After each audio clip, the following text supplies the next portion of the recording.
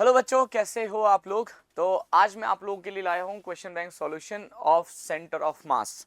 तो स्टार्ट करते हैं क्वेश्चन नंबर 1 से। फर्स्ट क्वेश्चन में आपको दे रखा है एक यूनिफॉर्म चेन है जिसका मास है m और लेंथ l है। ये एक फ्रिक्शनलेस टेबल पर है और कुछ इस तरह से रखा हुआ है कि इसका 1/3 पार्ट जो है वो हैंग कर रहा है। आपको कैलकुलेट करना है work done in pulling the chain up the table, कि अगर मैं इस चेन को दोबारा से ऊपर टेबल पे रखना चाहता हूं तो मुझे कितना वर्क करना पड़ेगा। तो एक बार थोड़ा सा डायग्राम बना के देखते हैं कि क्या सिचुएशन है। तो क्वेश्चन कुछ इस प्रकार है कि एक चेन है जिसका 1/3 पार्ट जो है वो हैंग्ड है। इसका मतलब इसकी जो लेंथ है ये l/3 है, अगर टोटल लेंथ l है तो ऑब्वियसली बात है जो रिमेनिंग लेंथ होगी टेबल पर वो होगी 2l/3। अब अगर मैं यहां पर बात करूं कि इस हैंग पार्ट पर कौन सा फोर्स लग रहा होगा, तो आपका आंसर आएगा सर यहां पर तो अभी mg लग रहा होगा। और अगर मुझे इसको ऊपर की तरफ पुल करना है तो ऑब्वियसली बात है मुझे ग्रेविटी के अगेंस्ट वर्क करना है।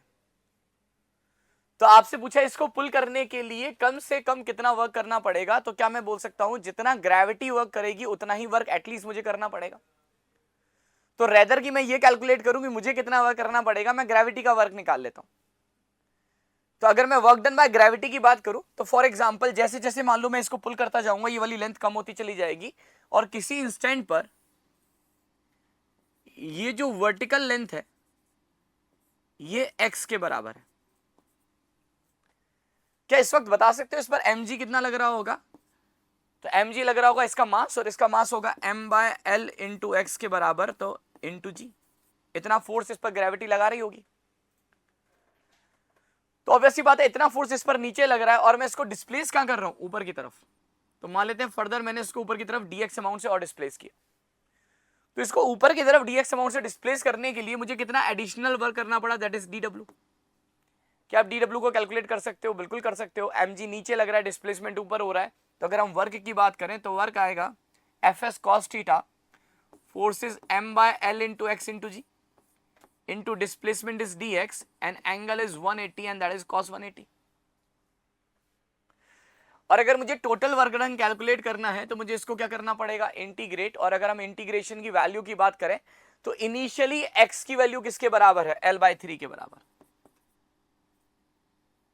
तो इनिशियली जब आप x की बात करोगे तो इनिशियली x की जो वैल्यू है वो l/3 के बराबर है, और फाइनली जब आप x की वैल्यू कैलकुलेट करोगे तो initially is l/3 and final will be 0।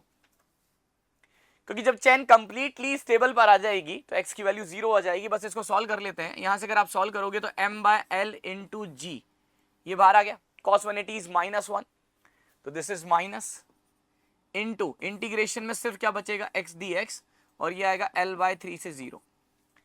एक काम करते हैं, लिमिट को उल्टा कर देते हैं और आगे माइनस लगा देते हैं, माइनस माइनस प्लस हो जाएगा। जब आप इसको सॉल्व करोगे तो ये बनेगा m/l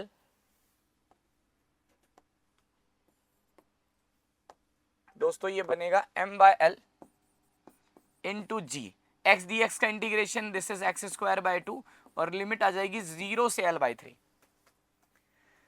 अगर हम यहां से वैल्यू को पुट करें ये बनेगा mg/2l इंटू एक्स की जगह पुट आ जाएगा l/3 का होल स्क्वायर। अगर मैं यहां से वैल्यूज डालूंगा तो आंसर आपके पास बनेगा दैट इज mgl बाय, ये हो गया 9 इंटू 2 इज 18। तो आंसर आएगा दोस्तों mgl/18। तो इसके अकॉर्डिंग हम ऑप्शन की बात करें तो आंसर आएगा ऑप्शन नंबर बी। अगले क्वेश्चन की तरफ मूव करते हैं। नेक्स्ट क्वेश्चन आपको दे रखा है यूनिफॉर्म सर्कुलर थिन डिस्क है जिसकी रेडियस r है, और हमने इसमें से एक सेमी सर्कुलर पोर्शन को हटा दिया। ऑब्वियस सी बात है जो सेमी सर्कुलर पोर्शन हटाया उसकी रेडियस r/2 होगी। अगला पॉइंट, अब हमने इसको यहां से रिमूव करके यहां लगा दिया और आपसे पूछा है अब जो नया स्ट्रक्चर बन रहा है उसका सेंटर ऑफ मास कितना होगा, उसके कोऑर्डिनेट्स क्या होंगे। तो एक काम करते हैं, हम एक्सीएम और वाईसीएम दोनों निकालते हैं। अगर मैं आपसे एक्सीएम की बात करूं तो आप सबको पता है एक्सीएम क्या होता है, integration of DM into X upon integration of DM. और क्योंकि हम यहां पर बोल सकते हैं मास का डिस्ट्रीब्यूशन यूनिफॉर्म है और मास एरिया के डायरेक्टली प्रोपोर्शनल टू डिस्ट्रीब्यूटेड है, तो we can written as that XCM is equals to summation of AI into X I upon summation of AI, है ना, A1 x1 plus A2 x2 upon A1 plus A2, जहां पर A हो गया area, X हो गया उस area के सेंटर ऑफ मास का X कोऑर्डिनेट। जैसे फॉर एग्जांपल अगर मैं इसकी बात करूं, है ना, तो हम एरिया से, अच्छा मास से भी कर सकते हैं और आसान हो जाएगा। मुझे बताओ क्या मैं बोल सकता हूं mass directly proportional to area है और area directly proportional to r square होता है। तो अगर इसका मास m है और इसकी रेडियस r है, इसकी रेडियस तो r/2 हो गई, तो इसका मास कितना हो गया, m/4 हो गया। यानी अगर मैं इस कंप्लीट सेमी सर्कुलर डिस्क का मास m अज्यूम कर रहा हूं क्योंकि उसकी रेडियस r है, तो इसकी रेडियस उसका आधा हो गई और mass directly proportional to r square, तो रेडियस आधा मास 1/4। अब अप्लाई करते हैं एक्ससीएम क्या होगा, क्या एक्ससीएम को m1 x1, तो ये हो गया m1 is m into x1 is 0, इसके सेंटर ऑफ मास का कोऑर्डिनेट 0। इसको रिमूव कर रहे हैं तो माइनस m2 x2, तो minus m2 is m/4 into इसका सेंटर ऑफ मास यहां पर आएगा माइनस के r/2 पे, फिर इसको हमने यहां जोड़ दिया तो प्लस m3 x3, तो m इज m/4 और x3 इज प्लस का r/2 अपॉन टोटल मास, और टोटल मास तो m ही रहेगा ना भाई, m minus m/4 plus m/4, तो ये m ही रहेगा। अगर मैं इसको सॉल्व करूंगा तो ये वैल्यू अगर आप देखोगे ना दोस्तों बहुत आसान है, ये माइनस माइनस प्लस mr/8 और mr/8, this is mr/4 divided by m, तो ये बन गया आपके पास r/4। एक लाइन में सॉल्व हो गया। अगर हम XCM कैलकुलेट कर रहे हैं, सिमिलरली अगर मैं YCM कैलकुलेट करूं तो बताने की कोशिश करना YCM कितना आएगा, क्या YCM को m1 y1 लिख सकता हूं, तो पहला this is m1 is m, और आप सबको पता है अगर मैं डिस्क की बात कर रहा हूं तो डिस्क के केस में जो सेंटर ऑफ मास होता है वो यहां से कितनी हाइट पर आता है, ये आंसर आता है 4r/3 पाई पे, सही है। तो m1 y1 this is 4r/3 pi minus m2 y2, तो minus m2 is m/4 into y2, क्या मैं इसका सेंटर ऑफ मास मान लेता हूं ये y हाइट पर आ रहा है तो इंटू y लिख देता हूं, चाहो तो वैल्यू भी लिख सकते हो, 4r/3 पाई, r की वैल्यू r/2 आ जाएगी, तो m2 y2 plus m3 y3, तो प्लस m3 y3 आएगा यहां पर नेगेटिव में, माइनस का y upon total mass is m, ये आया। अगर यहां से देखोगे तो ऑब्वियसली बात है, एक तो m कॉमन आके कैंसिल आउट हो जाएगा। अगर मैं इसको सॉल्व करूंगा तो ये बनेगा आपके पास this is 4r/3 pi minus y/4 और माइनस y/4 इज माइनस का y/2,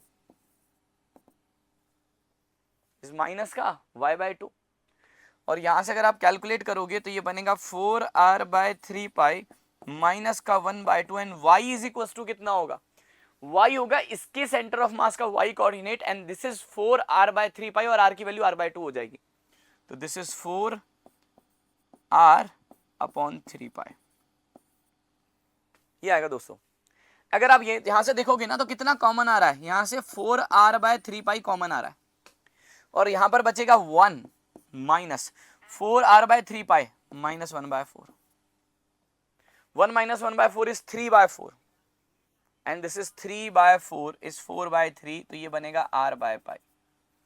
तो ये जो कोऑर्डिनेट आने वाले हैं ना सेंटर ऑफ मास के, वो एक्चुअली कोऑर्डिनेट आ रहे हैं r/4 कॉमा r/पाई, तो r/4 कॉमा r/पाई, ऑप्शन नंबर बी, ये इसका आंसर आएगा। अगले क्वेश्चन की तरफ बढ़ते हैं, next question number 3। Question number 3 में क्या दे रखा है, a particle of mass m initially at rest acted upon bye a variable force f। तो कहानी कुछ ऐसी है, सपोज ये एक पार्टिकल है जो एक ग्राउंड पर रखा हुआ है, इसका मास है m और हम इस पर एक फोर्स अप्लाई कर रहे हैं जो एक वेरिएबल फोर्स है। नेक्स्ट लाइन, ये एक छोटे से टाइम इंटरवल के लिए लगता है एंड इट बिगिन टू, और टाइम इंटरवल दे रखा है t, यानी ये जो एक्ट कर रहा है वो 0 से लेके t तक के बीच में एक्ट कर रहा है। अब कुछ देर के बाद जब ये हम t टाइम इंटरवल अप्लाई करते हैं तो ये जो ब्लॉक है वो वेलोसिटी को गेन कर लेता है। तो आफ्टर टाइम t ये जो ब्लॉक है वो एक्चुअली इनिशियली वेलोसिटी इसकी 0 थी और फाइनली ये एक u वेलोसिटी से चलना चालू कर देता है। The f shows the graph as a function of time. तो फोर्स वर्सेस टाइम का ग्राफ दे रखा है और सबसे बड़ी चीज है ये जो कर्व है ये आंसर है इसका, पता है ये मेरे भाई ये एक सेमी सर्कुलर कर्व है। तो मेरा पहला क्वेश्चन है अगर फोर्स वर्सेस टाइम कर्व आपको दे रखा है तो फोर्स वर्सेस टाइम कर्व का एरिया क्या देता है, आप यही तो लिखोगे ना कि area under the curve force versus time that will be equal to integration of f d t, यही बोलोगे। और ये क्या देगा आपको, ये चेंज इन मोमेंटम देगा, इंपल्स देगा। क्या इंपल्स को मैं m into we final minus we initial बोल सकता हूं? तो अगर मैं एरिया निकाल लूं तो भैया मेरे पास तो वेलोसिटी आ गई और सेमी सर्कल का एरिया तो बहुत आसान है, पाई आर स्क्वायर बाय 2। तो एरिया बनेगा पाई, अब आर किसके बराबर हो जाएगा, क्या यही रेडियस हो गई? तो मैं बोल सकता हूं r इज इक्वल टू हो गया एफ नॉट और ये भी तो 2r के बराबर हो गया and 2r is equal to t, तो r is equal to t by 2।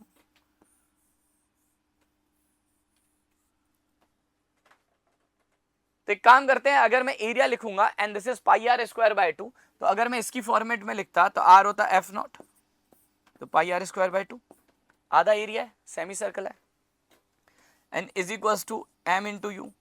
तो यहां से u कैलकुलेट करोगे तो आंसर आपके पास आ रहा होगा दोस्तों, that is pi F not square by 2m, pi F not square by 2m, and this is option number A, बिल्कुल सही है। बी चेक कर लेते हैं।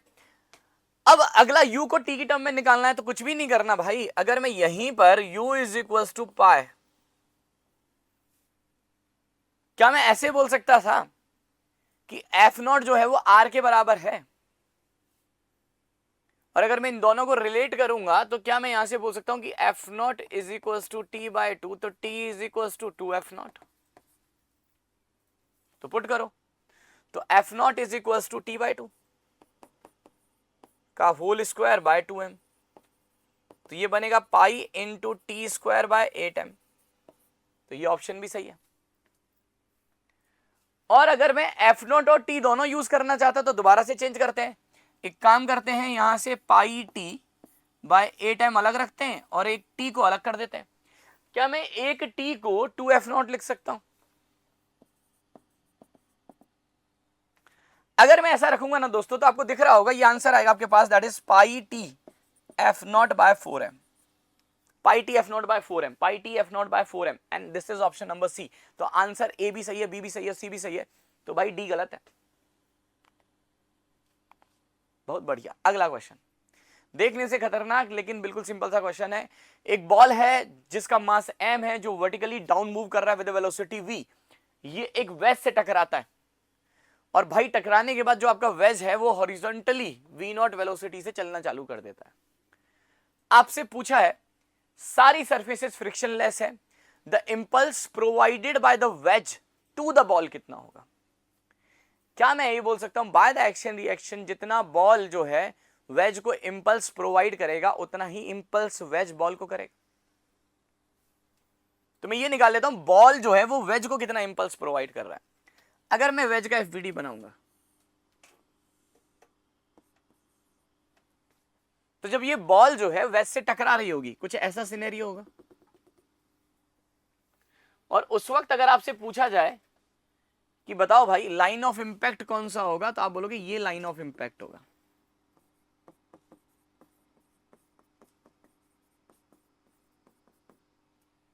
और आप सबको पता है ड्यूरिंग द कोलिजन जो भी कोलाइडिंग फोर्सेस लगते हैं वो हमेशा लाइन ऑफ इंपैक्ट के अलोंग लगते हैं।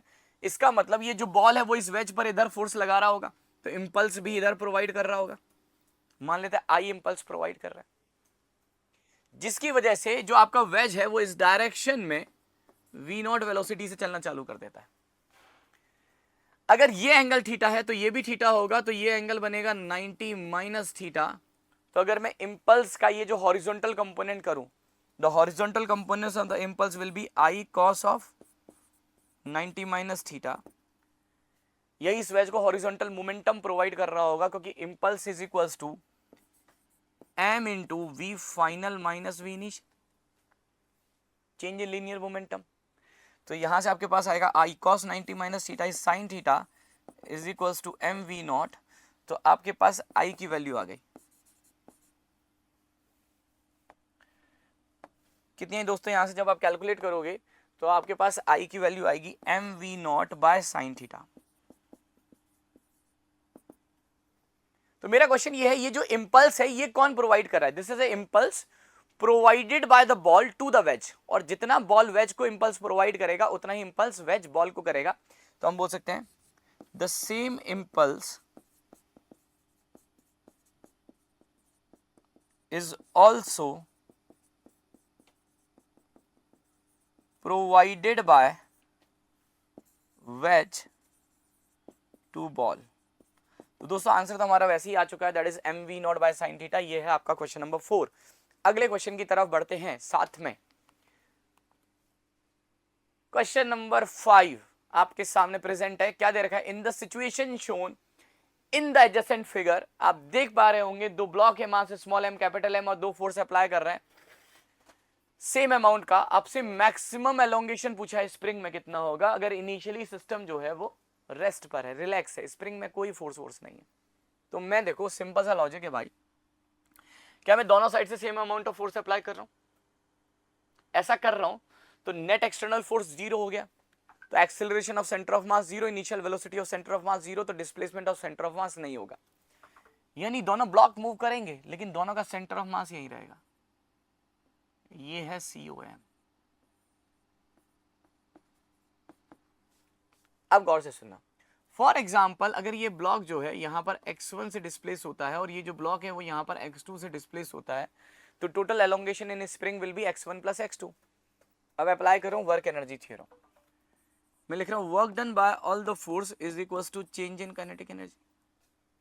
कौन कौन सी फोर्सेज आएंगे? mg आएगा, mg का वर्क डन 0, नॉर्मल का वर्क डन 0, इस f का आएगा, फोर्स भी इधर है, डिस्प्लेसमेंट भी इधर है, तो इसका वर्क आएगा f इंटू x1, उसका वर्क आएगा f इंटू x2, स्प्रिंग का वर्क आएगा that is half k x initial is 0 square minus final elongation will be x1 plus x2 का whole square, and that is equal to change in kinetic energy.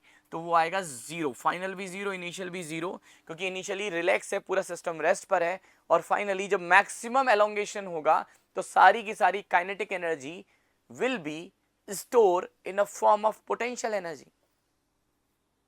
तो भाई ये answer है, इसका solve करते हैं। क्या मैं इसको लिख सकता हूं f into x1 plus x2 is equal to, इसको इधर ले गए, this is k by 2 x1 plus x2 का होल स्क्वायर, ये कैंसिल आउट हो गया। क्या x1 प्लस x2 ही टोटल एलोंगेशन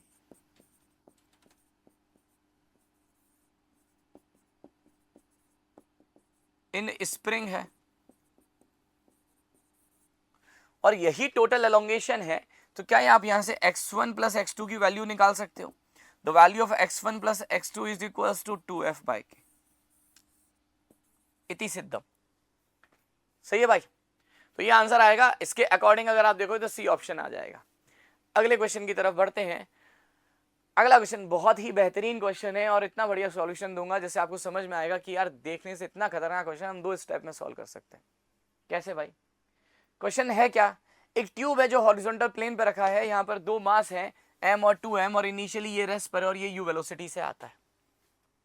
टकराएगा ये, पहले ऐसे जाएगा टुचुक करके, कितना समय लगेगा इसको टकराने? फर्स्ट कोलिजन में time, that is distance, distance is pi r by 2 by u, speed, distance upon speed. ये है time of first collision from starting.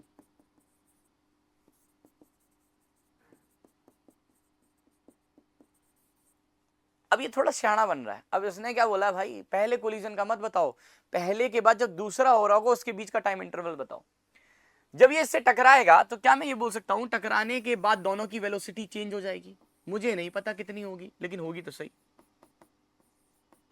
मान लो ये v1 वेलोसिटी से जा रहा है और टकराने के बाद ये v2 वेलोसिटी से जा रहा है। लेकिन अगर मैं इसको रोक दूं तो ये एक्चुअली इसके रेस्पेक्ट में कितनी वेलोसिटी से जा रहा होगा, v1 माइनस v2 से जा रहा होगा ना भाई। अगर मैं रोक दूं, इसके फ्रेम में चला जाऊं, तो ये तो रुक गया और इसकी वेलोसिटी इसको मिलेगी अपोजिट डायरेक्शन में, तो v2 ऊपर है तो इसको नीचे मिलेगी। तो भाई ये जो पहला पार्टिकल है वो दूसरे के रेस्पेक्ट में v1 माइनस v2 से जा रहा होगा और अब इसको टकराने के लिए पूरा चक्कर लगाना पड़ेगा। और टाइम तो फ्रेम से इंडिपेंडेंट होता है, हम किसी भी फ्रेम में निकालें सेम ही आएगा। तो इसको पहले कोलिजन के बाद दूसरा कोलिजन करने में जो टाइम लगेगा, that time is equals to distance upon speed and distance will be 2 pi r and the speed is mod of v1 minus v2। Mod इसलिए लगा दिया क्योंकि मुझे नहीं पता ना v1 ज्यादा है या v2 ज्यादा है। अब मेरा टारगेट है v1 माइनस v2 निकाल लूं। ये कैसे निकालेंगे, एक टर्म पढ़ी होगी आपने, coefficient of restitution, that is e is equals to the velocity of separation upon velocity of approach. तो अगर मुझे mod of v2 minus v1 निकालना है तो क्या मैं बोल सकता हूं this is equals to e into u1 minus u2। और अगर आप e into u1 minus u2 की बात कर रहे हो तो u1 तो u के बराबर है और इनिशियली u2 0 है, तो भाई v2 माइनस v1 की वैल्यू तो e इंटू u के बराबर आ गई, यहां पे पुट कर दो, this is 2 pi r upon e into u. और e की वैल्यू अब क्वेश्चन में दे रखी है, दिस इज 1/2, तो 1/2 पुट करोगे तो ये बनेगा आपके पास this is 4 pi R by U. तो आंसर आएगा कि पहला कोलिजन होने के बाद दूसरा collision 4 pi R by U time interval के बाद होगा। इसके अकॉर्डिंग जो आंसर है वो है ऑप्शन नंबर बी। बहुत बढ़िया, बेहतरीन। अगले क्वेश्चन की तरफ चलते हैं, question number 7। Again one of the best question out of the box. Question क्या है, देखने से खतरनाक लेकिन सॉल्यूशन आसान आ जाएगा। एक मासलेस बकेट है, यानी इसमें मास नहीं है लेकिन यहां चेन है, इसका मास है, जिसकी लीनियर मास डेंसिटी दे रखी है आपको लैम्डा। अगला, हम एक फोर्स अप्लाई कर रहे हैं और जैसे जैसे हम फोर्स अप्लाई करेंगे ये जो है वो बकेट आगे जा रहा है और बकेट का जो एक्सेलरेशन है what ever the chain is inside, ये जो बकेट है वो एक कांस्टेंट एक्सेलरेशन से जा रहा है। तो पहला force as a function of time निकालना है, वो कैसे निकालेंगे? मैं तो यूज करूंगा, अगर मुझे फोर्स निकालना है ना तो बाय न्यूटन सेकेंड लॉ, अगर मैं इस बकेट का मोमेंटम निकाल लूं, देखो मेरे थॉट क्या चल रहा है, बकेट का मोमेंटम निकाल लूं, उसको डिफरेंशिएट कर दूंगा, फोर्स आ जाएगा। तो किसी भी इंस्टेंट पर इस बकेट का मोमेंटम कितना होगा वो निकाल रहा हूं। तो मैं कैलकुलेट कर रहा हूं,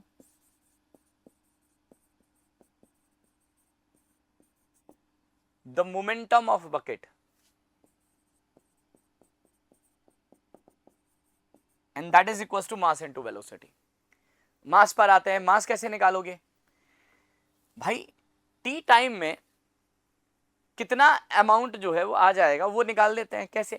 फॉर एग्जांपल टी टाइम में ये कितना डिस्प्लेस हुआ, फॉर एग्जांपल एक्स से डिस्प्लेस हो गया,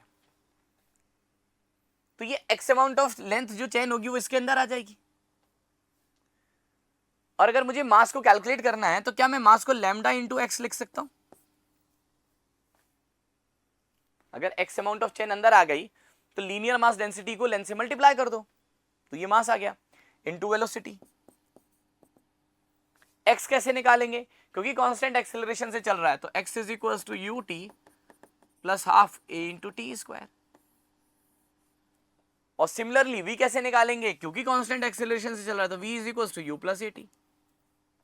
तो अगर आप यहां पर पुट करोगे तो ये बनेगा लैम्डा इंटू एक्स, बताओ, ए टी स्क्वायर बाय 2, और ये बन गया ए इंटू टी।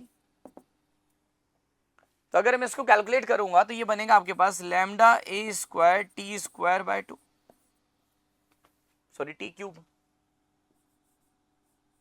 ये बन गया। और अगर ये मेरे पास मोमेंटम आ गया तो फोर्स आ गया, f is equal to d p by d t. Differentiate करते हैं, जो कांस्टेंट है वो बाहर ही आ जाएगा, तो ये actually lambda A square by 2 तो बाहर ही आ गया, एंड टी क्यूब का डिफ्रेंशिएशन इज 3t स्क्वायर, तो ये बनेगा 3/2 of lambda A square T square. A option सही है। अगला, दूसरा पूछा है आपसे वर्क की बात कर रहा है, वर्क कैसे निकालोगे भाई? वर्क का तो मुझे तो एक ही फॉर्मूला आता है, पता नहीं आपको कितने आते हैं। मुझे ये समझ में आ रहा है कि work is defined as integration of F into D X. F आप कैलकुलेट कर चुके हो, एफ की वैल्यू है आपके पास, this is 3/2 lambda A square into T square. और dx कैसे निकालोगे? अगर ये x है तो dx कितना आएगा? This is half A, differentiate कर दो, टी स्क्वायर का डिफरेंशिएशन 2t, t का dt, तो dx इज 80 dt, तो 80 dt। अगर मैं यहां से कैलकुलेट करूंगा तो जो कांस्टेंट है वो बाहर निकाल लेते हैं, तो 3/2 बाहर आ गया, लैम्डा बाहर आ गया, a into a is a cube, a square into a is a cube, t square into t is t to the power 3 into d T is t to the power 4/4। तो answer दिख रहा होगा दोस्तों आपको, this is 3/8 of lambda a cube t to the power 4, 3/8 ये दिख रहा है मुझे। तो आंसर मुझे जो दिख रहा है वो आएगा ए और बी। बिल्कुल।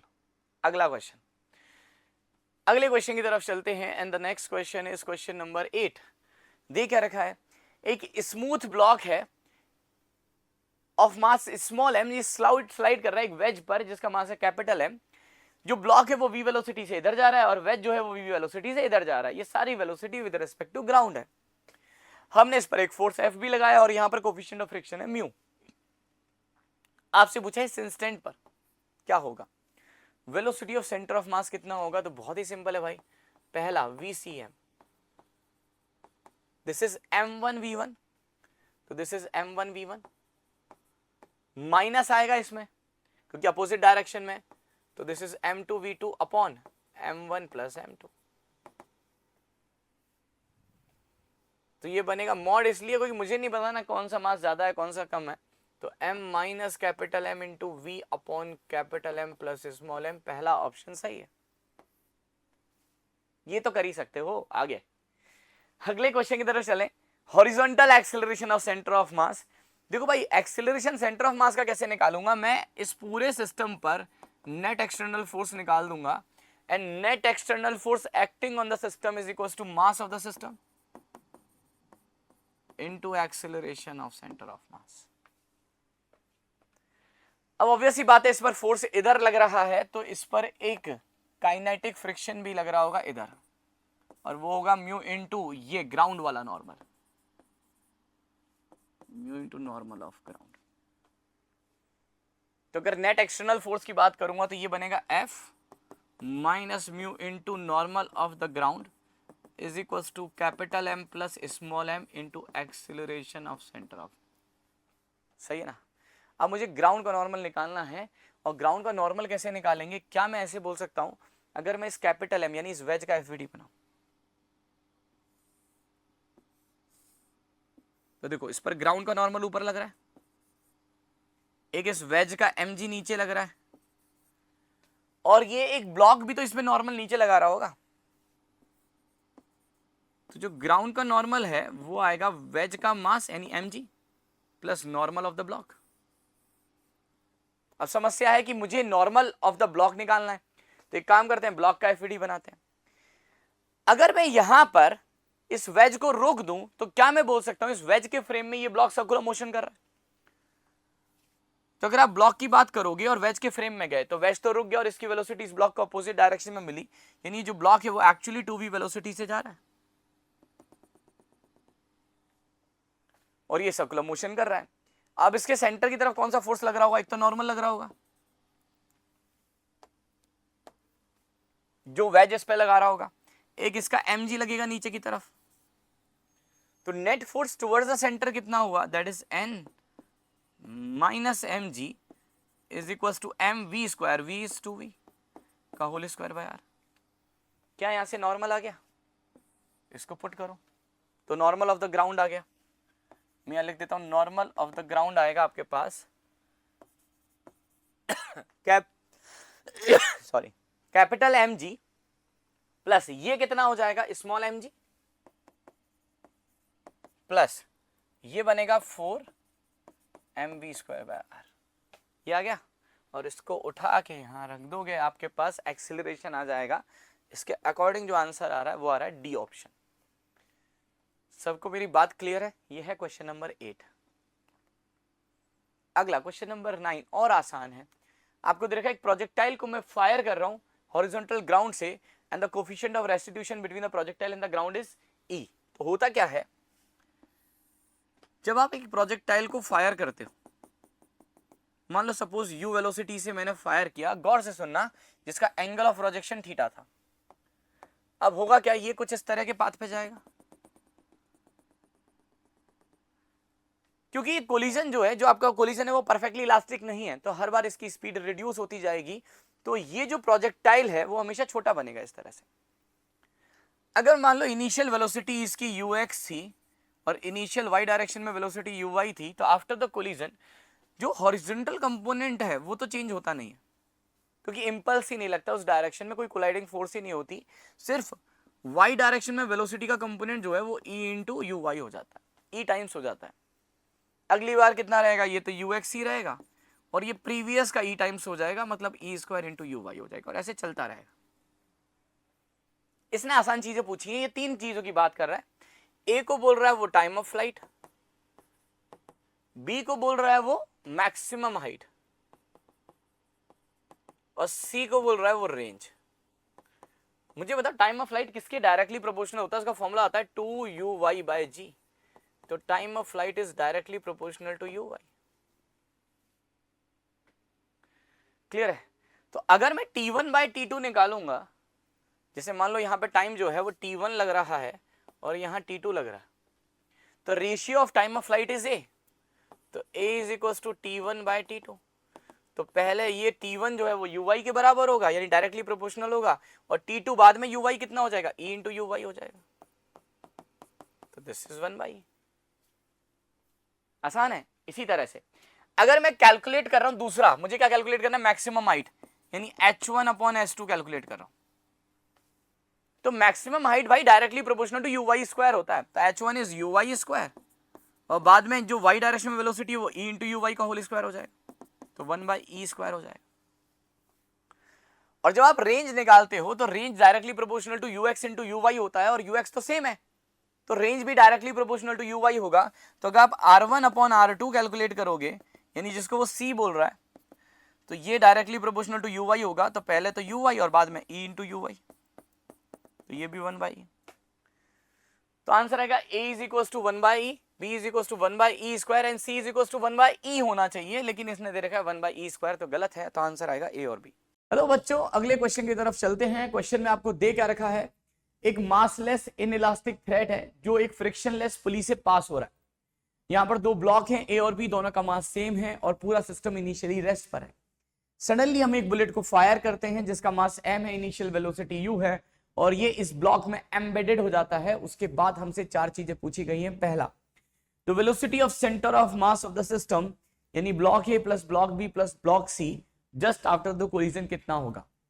सबसे पहले क्या मैं ऐसे बोल सकता हूं कि अगर मैं इन दोनों को एक सिस्टम की तरह से ट्रीट करता, अगर इन दोनों को एक सिस्टम की तरह से ट्रीट करूंगा, तो इनके बीच में जितने भी इंपल्सिव फोर्सेस या कोलाइडिंग फोर्सेस लग रहे हैं वो सारे के सारे इंटरनल हो जाएंगे।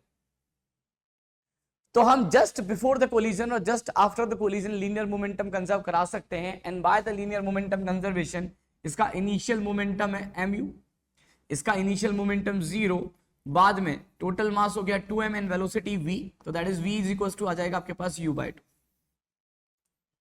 इसका मतलब कोलिजन के जस्ट बाद ये जो पूरा सिस्टम है वो कुछ ऐसा हो गया होगा कि यहां पर ये टोटल जो मास है इस ब्लॉक का वो हो जाएगा आपके पास 2m, इसका मास हो गया m, और ये एक्चुअली कितनी वेलोसिटी से जा रहा होगा, दैट इज u/2। क्लियर है? सबसे पहला पॉइंट, अगर मुझे वेलोसिटी ऑफ सेंटर ऑफ मास निकालना है तो बहुत आसानी से आप इसको कैलकुलेट कर सकते हो कि वेलोसिटी ऑफ सेंटर ऑफ मास कितना होगा। पहला vcm, and that is m1 v1 plus m2 v2 upon m1 plus m2। तो m1 v1 is 2m into u/2 plus m2 v2 is 0 upon m1 plus m2 is 3m। तो अगर आप इसको calculate करोगे तो कितना आ जाएगा, u/3। तो पहला ऑप्शन बिल्कुल गलत है।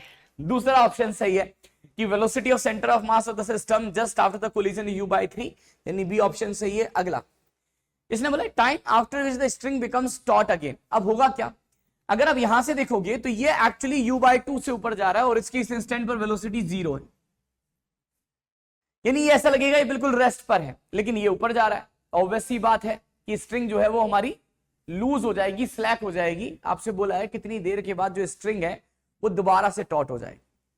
क्या मैं ऐसे बोल सकता हूं कि जब ये दो पॉइंट्स के बीच की सेपरेशन, अगर सपोज ये 2l है, ये अगर l है और ये l है, तो जब दोबारा से इन दोनों पॉइंट्स के बीच की सेपरेशन 2l हो जाएगी, अगेन दोबारा से स्ट्रिंग टॉट हो जाएगी। ऐसा तभी तो होगा कि जब जितना ये ब्लॉक नीचे की तरफ डिस्प्लेस करेगा उतना ही ये ब्लॉक ऊपर की तरफ डिस्प्लेस करेगा, तभी स्ट्रिंग अपनी नेचुरल लेंथ को ऑब्टेन करेगा और स्ट्रिंग दोबारा से जो है वो टॉट हो जाएगा। अगर मैं इसकी बात करूं तो अभी स्ट्रिंग स्लैक है, इस पर एक ही फोर्स लग रहा है mg, and mg is equal to mass into acceleration. ये कर रहा है मोशन अंडर ग्रेविटी और ये भी मोशन अंडर ग्रेविटी कर रहा है। तो टी टाइम में ये कितना डिस्प्लेस करेगा, हम यहां से इक्वेशन लिख सकते हैं कि ये डिस्प्लेस करेगा x is equal to ut 0 half acceleration is g into T square. और टी टाइम में ये कितना ऊपर जाएगा वो भी निकाल सकते हो, x equal to U T plus half A T square से initial velocity is u by 2 into T minus का half G T square, and this is equation number 2। और वो समय जब स्ट्रिंग दोबारा से टॉट हो जाएगी, उस वक्त क्या मैं बोल सकता हूं कि जितना ये ऊपर डिस्प्लेस कर रहा है उतना ही ये नीचे की तरफ डिस्प्लेस किया होगा। दोनों को बराबर इक्वेट कर देते हैं। अगर मैं दोनों को यहां से बराबर इक्वेट करूंगा, नेक्स्ट पेज पे लिख लेता हूं, तो आपके पास इक्वेशन आई that is half G T square is equals to u by 2 into T minus half G T square. तो u by 2 into T minus का हाफ जी टी स्क्वायर। तो दोस्तों इसको इधर ले जाओ, ये बनेगा आपके पास that is g T square is equal to u by 2 into t. ये कैंसिल आउट हुआ, t की वैल्यू आएगी u अपॉन 2g। तो मैं ये बोल सकता हूं कि स्टार्टिंग से t is equal to u by 2g समय के बाद जो स्ट्रिंग है वो दोबारा से टॉट हो जाएगी, यानी सी ऑप्शन बिल्कुल सही है। अगला, ये जो ब्लॉक है the maximum height reaches by the block a plus bullet c कितना होगा। भाई मैक्सिमम हाइट कैसे कैलकुलेट करोगे, ये ऊपर कब तक जाएगा, जब तक इसकी फाइनल वेलोसिटी 0 ना हो जाए, उसके बाद तो ये नीचे की तरफ आएगा ना भाई। तो अगर मैं यहां से यहां तक इक्वेशन लगा रहा हूं that is v square equals to u square plus 2as, final velocity 0 square, initial is u by 2 का whole square plus 2, acceleration is minus g into h max. तो आपके पास एक्चुअली जो एच मैक्स आ रहा है उसकी वैल्यू आ रही है that is u square by 8g, और यहां से देखा u स्क्वायर बाय 4g, यानी ये ऑप्शन गलत है। तो आंसर आएगा बी और सी ऑप्शन, ये आपका आंसर होना चाहिए। तो बिल्कुल बी और सी ऑप्शन आंसर आएगा। अगले क्वेश्चन की तरफ चलते हैं। अगला क्वेश्चन बहुत ही बेहतरीन क्वेश्चन है। क्वेश्चन में दिए क्या रखा है, the collision between ball and the block. आपको दिख रहा है ये एक बॉल है जिसका मास है 1 kg और ये एक ब्लॉक ए से टकराता है, कोलाइड करता है। कोलिजन परफेक्टली इनइलास्टिक है। इनइलास्टिक का मतलब है ये बॉल इससे स्टक हो जाएगा और दोनों कंबाइंड वेलोसिटी से मूव करेंगे। अगर जो बॉल इस ब्लॉक पे इंपल्स प्रोवाइड कर रहा है वो है जे, तो आपसे अलग अलग इंपल्स पूछे हैं।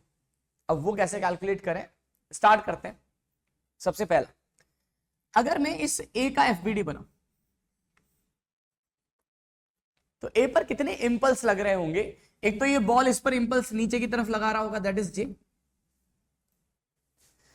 ये इससे टकराएगा और टकराने के बाद ये इससे स्टिक हो जाएगा, टोटल मास हो जाएगा इसका 2m, है ना। अच्छा एक ही बात कर रहे हैं, इंडिविजुअल बना लेते हैं। तो ये इससे टकराएगा और टकराने के बाद मान लो ये v वेलोसिटी से नीचे की तरफ जा रहा है, तो इसकी वेलोसिटी हो गई v, और इस पर एक स्ट्रिंग भी इंपल्स लगा रहा होगा ऊपर की तरफ। मान लो यहाँ पे टेंशन जो है वो t है, यहाँ पे टेंशन t है, तो यहाँ पे टेंशन 2t हो गया। तो स्ट्रिंग का इंपल्स कितना होगा that is integration of 2t dt,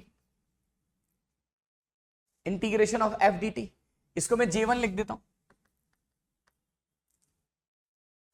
तो अगर मैं इसके लिए इक्वेशन लिख रहा हूं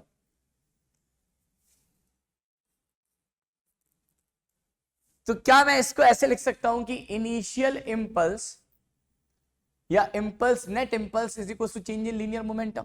अगर मैं नीचे की डायरेक्शन पॉजिटिव ले रहा हूं तो नेट इंपल्स हो जाएगा that is J minus J1 is equals to mass is 1 into V final minus V initial. तो फर्स्ट इक्वेशन मेरे पास आई है that is J minus J1 is equals to V and this is equation number 1 जो मेरे पास A के FBD से आई है। अगर मैं बुलेट का FBD बनाता तो देखो बुलेट पर एक्चुअली क्या लग रहा होता, बुलेट पर अगर आप देखोगे तो मान लो बुलेट की इनिशियल वेलोसिटी u थी और टकराने के बाद तो बुलेट की वेलोसिटी वही हो जाएगी जो एक ही हो गई दैट इज v। जितना इंपल्स बुलेट इस ब्लॉक पे नीचे लगा रहा है उतना ही इंपल्स ये बुलेट पर ऊपर लगा रहा होगा। अब लिखते हैं इंपल्स, तो ऊपर की डायरेक्शन मैंने नेगेटिव ले ली तो इंपल्स हो गया माइनस का j, इंपल्स हो गया माइनस का j is equal to m into we final minus we initial. तो आपके पास एक इक्वेशन आ रहा है j is equal to u minus v, इसको बोल देता हूं मैं इक्वेशन नंबर 2। अब एक और इक्वेशन पर आते हैं, वो कहां से आएगा, यहां से। अगर मैं इसकी बात करूं अप्लाई करें वो कैसे आएगा, अगर आप इसकी बात करोगे तो इस पर जो है ये बताओ अगर इसकी वेलोसिटी v हुई है और यहां पे टेंशन t है, यहां 2t है, यहां टेंशन आधी हो गई और टेंशन आधी हो गई तो by the virtual work method इसकी टेंशन हाफ है तो ये एक्चुअली डबल वेलोसिटी से नीचे जा रहा होगा।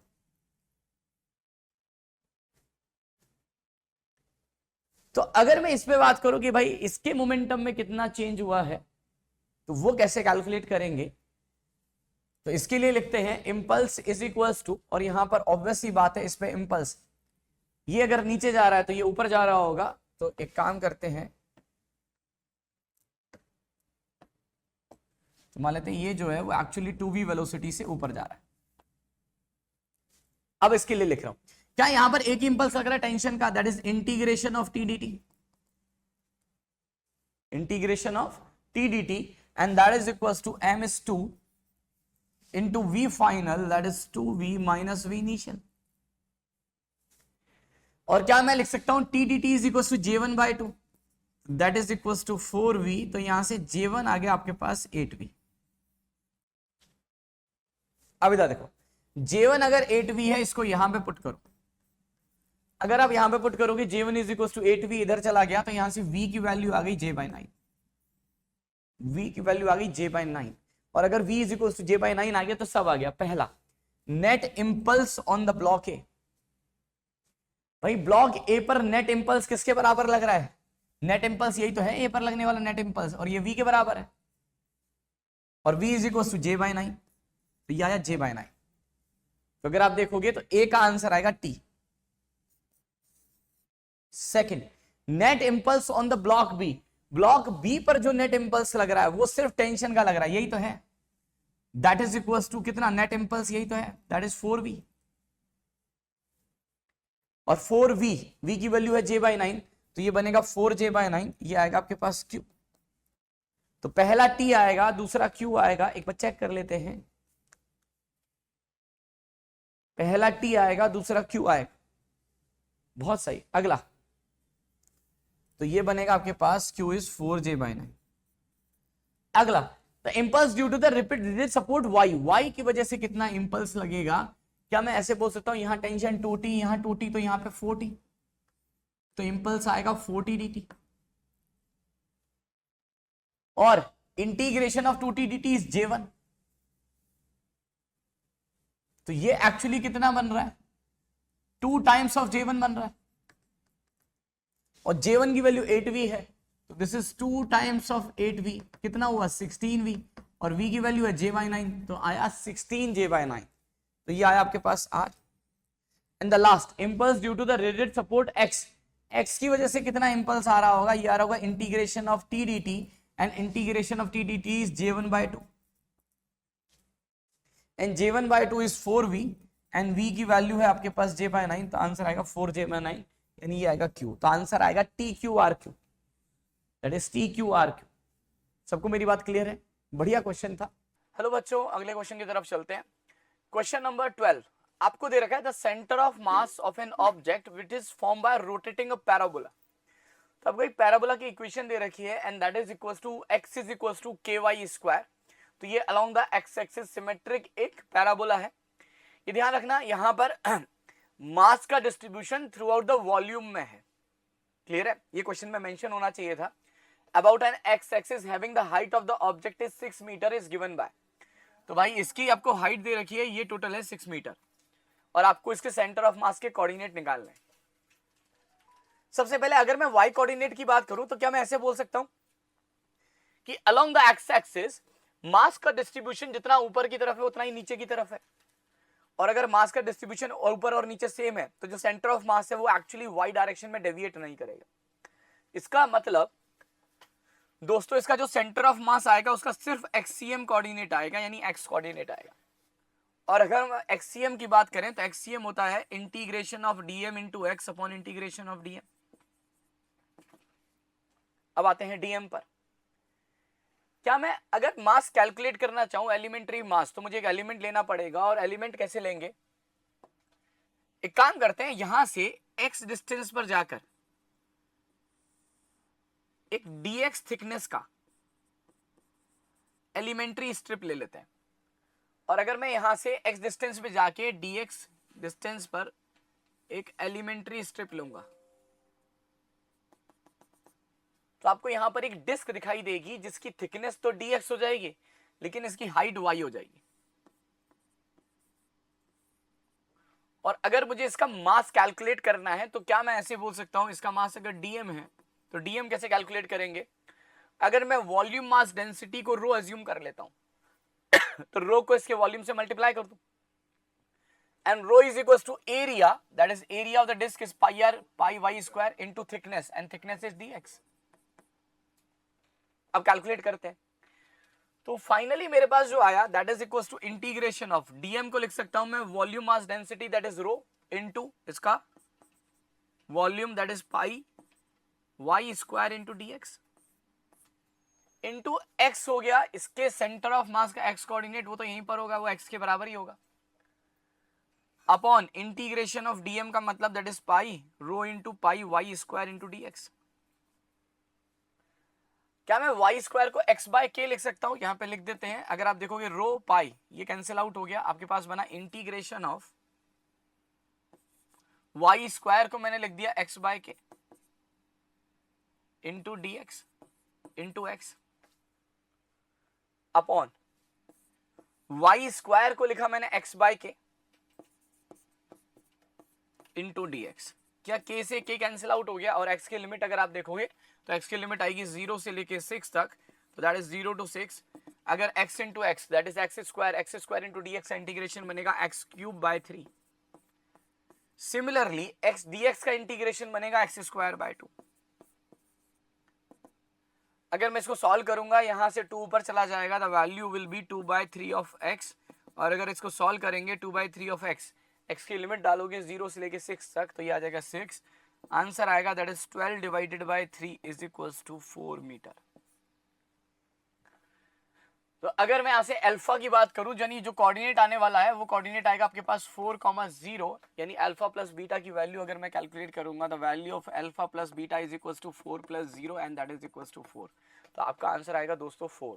चलो बच्चों अगले क्वेश्चन की तरफ चलते हैं। क्वेश्चन में दे रखा है एक बॉय है जिसका मास आपको दे रखा है 10 kg, is standing on A 4 kg block. तो ये है 10 kg का बॉय और ये एक 4 kg ब्लॉक पे खड़ा हुआ है। The whole system is on a smooth horizontal ground. The block jumped to the right with a velocity of 7 meter per second with respect to the 4 kg block. तो actually ये इस direction में 7 metre per second से jump करता है with respect to block. आपसे पूछा है find the maximum velocity of 1 kg block in the subsequent motion. कैसे कैलकुलेट करें? सबसे पहला पॉइंट, अगर मैं यहां पर इसको और इस ब्लॉक को यानी मैन को और इस 4 kg ब्लॉक को एक सिस्टम लूंगा तो हम ये बोल सकते हैं इन हॉरिजॉन्टल डायरेक्शन सिर्फ एक ही फोर्स है स्प्रिंग, और स्प्रिंग के नॉन इंपल्सिव फोर्स है, तो हम ये बोल सकते हैं जंप करने से जस्ट पहले और जंप करने के जस्ट बाद हम हॉरिजॉन्टल डायरेक्शन में लीनियर मोमेंटम कंजर्व करा सकते हैं। तो पहला point, by linear momentum conservation that is P initial is equal to P final. Initial momentum पूरे सिस्टम का 0, फाइनल मान लेते हैं ये जो ब्लॉक है वो इस डायरेक्शन में अगर u वेलोसिटी से जाता है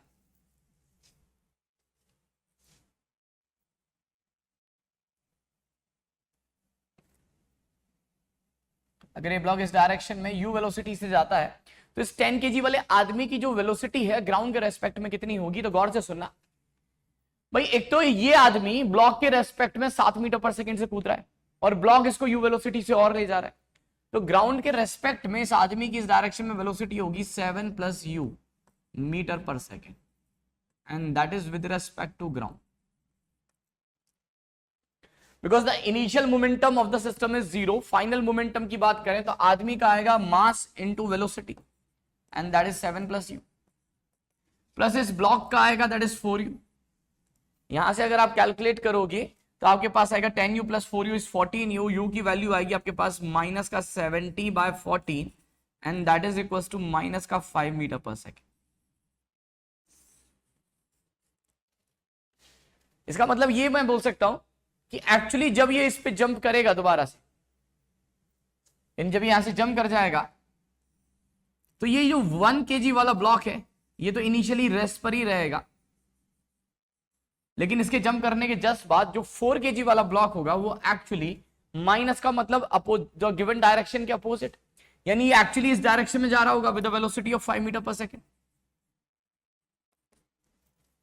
अगला पॉइंट, अगर मैं आपसे बोलूं कि वेलोसिटी ऑफ सेंटर ऑफ मास कितना होगा तो बहुत आसानी से आप निकाल सकते हो। वेलोसिटी ऑफ सेंटर ऑफ मास होगा m1v1 plus m2v2 upon m1 plus m2, तो ये आएगा 4 मीटर पर सेकेंड। और मैंने वेलोसिटी ऑफ सेंटर ऑफ मास निकाला ही क्यों है, क्योंकि इस पूरे सिस्टम में सेंटर ऑफ मास ही ऐसा है जिसकी वेलोसिटी फर्दर चेंज नहीं होगी। क्योंकि अगर आप इस कंप्लीट को सिस्टम लेते हो तो स्प्रिंग इंटरनल हो गया, पूरे सिस्टम पर कोई एक्सटर्नल फोर्स नहीं है, और अगर एक्सटर्नल फोर्स नहीं है तो एक्सेलरेशन ऑफ सेंटर ऑफ मास 0 हो जाएगा, velocity of centre of mass constant हो जाएगा। इसका मतलब सेंटर ऑफ मास इस डायरेक्शन में एक constant velocity 4 metre per second से जा रहा हो। अब मैं जा रहा हूं इन फ्रेम ऑफ सेंटर ऑफ मास, तो अगर मैं इन फ्रेम ऑफ सेंटर ऑफ मास गया तो सेंटर ऑफ मास तो रेस्ट पर है, लेकिन इसकी वेलोसिटी दोनों ब्लॉक को मिलेगी अपोजिट डायरेक्शन में। तो ये अगर 1 kg वाला ब्लॉक है और ये अगर 4 kg वाला ब्लॉक है तो ये रेस्ट पर आ गया, इसकी वेलोसिटी इसको मिलेगी इधर अपोजिट डायरेक्शन में, क्योंकि वेलोसिटी ऑफ सेंटर ऑफ मास इधर है तो दोनों ब्लॉक को इस डायरेक्शन में मिलेगी। तो एक्चुअली इसकी वेलोसिटी हो जाएगी इस डायरेक्शन में 4 metre per second in frame of centre of मास, और इसकी इस इंस्टेंट पर होगी 1 मीटर पर सेकेंड। और हमारा जो सेंटर ऑफ मास है वो एक्चुअली अब जो है वो रेस्ट पर आ गया। अब गौर से सुनना, तो क्या मैं ऐसे बोल सकता हूं सेंटर ऑफ मास रेस्ट पर है, ये आ रहा है 4 मीटर पर सेकंड से। अब जैसे जैसे ही इसके पास आता जाएगा स्प्रिंग कंप्रेस होती जाएगी, इसकी वेलोसिटी कम होती चली जाएगी, और मैक्सिमम कंप्रेस होगा तो इसकी वेलोसिटी 0, फिर ये स्प्रिंग वापस से एलोंगेट करेगी। तो ये जब ब्लॉक दोबारा से इस पॉइंट पर आएगा तो इसकी वेलोसिटी अगेन इस डायरेक्शन में 4 मीटर पर सेकंड होगी, क्योंकि एनर्जी का कोई लॉस ही नहीं है, सारी की सारी काइनेटिक दोबारा से किस में कन्वर्ट हो जाएगी, पोटेंशियल में। और क्या मैं बोल सकता हूं, क्योंकि अब स्प्रिंग दोबारा से नेचुरल लेंथ पर आ जाएगी तो सारी पोटेंशियल काइनेटिक में कन्वर्ट हो गई होगी, तो इस वक्त इस ब्लॉक की काइनेटिक एनर्जी मैक्सिमम होगी। लेकिन ये जो वेलोसिटी है वो सेंटर ऑफ मास के फ्रेम में है, लेकिन अगर मैं ग्राउंड फ्रेम में बात करूं तो होगा क्या, ये ब्लॉक अभी इस डायरेक्शन में 4 मीटर पर सेकंड से जा रहा है और सेंटर ऑफ मास भी इस डायरेक्शन में 4 मीटर पर सेकंड से जा रहा है।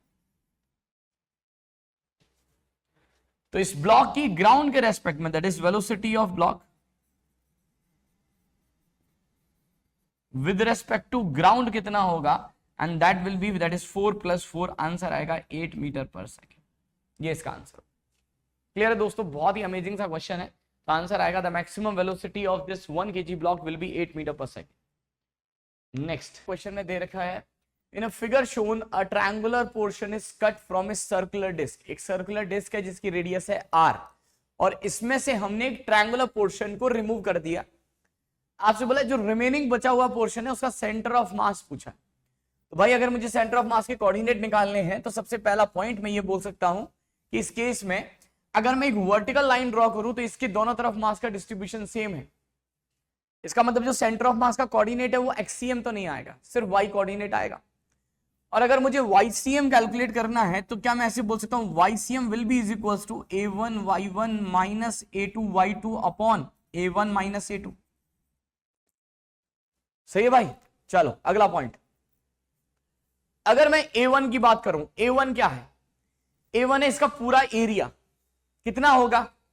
This is area of the disc is pi are square into Y1 है इस पूरे डिस्क के सेंटर ऑफ मास का y कोऑर्डिनेट, और वो ओरिजिन है that is 0 minus A2 is triangle का area and that will be 1/2 half of base length that is r into perpendicular is r/2 that is A2 into Y2 क्या होगा? इसका centre of मास। और अगर मैं बात करूं इसके सेंटर ऑफ मास की, तो क्या हम बोल सकते हैं ये सेंट्रॉइड की लोकेशन है, और सेंट्रॉइड एक्चुअली इस कंप्लीट लेंथ को 2/3 रेशियो में डिवाइड करता है, 2:1 रेशियो में। तो ये वाली जो लेंथ होगी वो इस टोटल लेंथ का 2/3 होगा। टोटल लेंथ इज r/2 और उसका 2/3 निकालोगे तो बनेगा r/3। तो this is A1 Y1 minus A2 Y2 will be is equal to r/3 upon A1 is pi are square minus A2 is r square by. खत्म हो गया, बस सॉल्व करना है इसको। ये तो 0 हो गया, एक काम करते हैं r square r square r square, ये क्या? यहां से अगर आप देखोगे तो ये बनेगा माइनस का r, 2 into 2 is 4 into 3 is 12 upon यहां से एलसीएम ले लो, ये बनेगा आपके पास this is 4 pi minus 1 divided by 4, ये चला गया यहां से 3 बार। अगर मैं इसको कंपेयर करूंगा तो अल्फा आएगा 3 और बीटा आएगा 4। तो यहां से सॉल्व कर लेते हैं मेरे भाई। अल्फा इज 3 बीटा इज 4/2,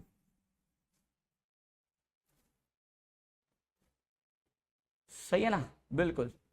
तो अल्फा आएगा 3 और बीटा आएगा 4। और आपसे पूछा क्या है? Alpha into beta by 2 that is 3 into 4 divided by 2 that is 12 divided bye 2। Answer आएगा भाई इसका 6। तो दोस्तों इसका आंसर जो है वो 6 आना चाहिए।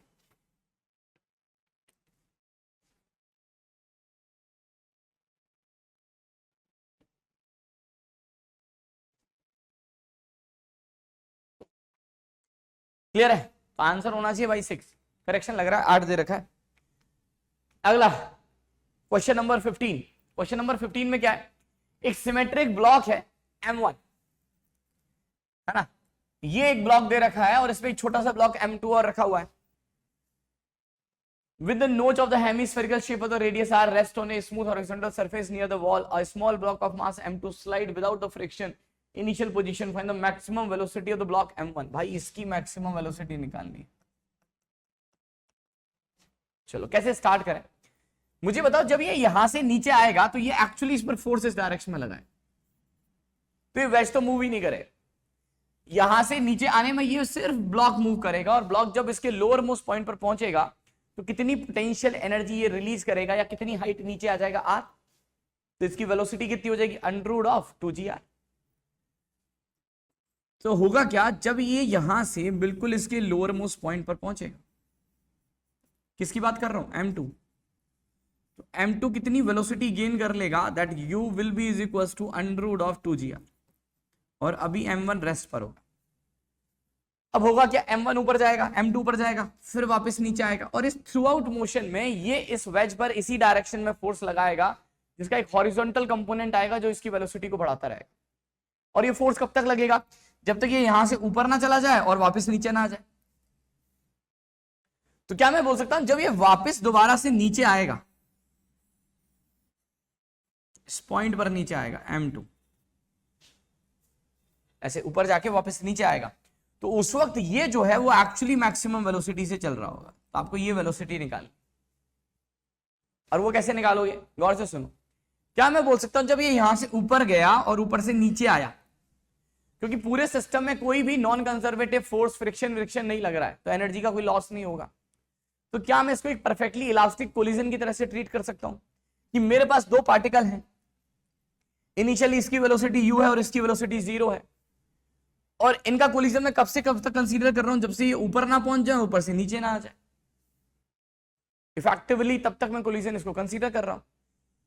तो फाइनल वेलोसिटी कितनी होगी? अगर मैं इसकी वेलोसिटी निकाल रहा हूं तो क्या मैं बोल सकता हूं v2 is equal to 1 plus e vcm minus e into u2, और इसकी इनिशियल वेलोसिटी तो 0 थी, क्योंकि इलास्टिक कोलिजन कंसीडर कर रहे हो, तो 1 प्लस e की वैल्यू होगी 2, और VCM कितना होगा? m1 v1 plus m2 v2 upon m1 plus m2, that is m1 v1 यानी m2 u, m1 v1 तो 0, m2v2 upon m1 plus m2। दोस्तों ये आंसर होना चाहिए। और अगर आप u की बात करोगे तो u है आपके पास अंडर रूट ऑफ 2gr, तो आंसर आएगा 2m2 under root of 2gr upon m1 plus m2। ये इसका आंसर। क्लियर दोस्तों? Thank you so much.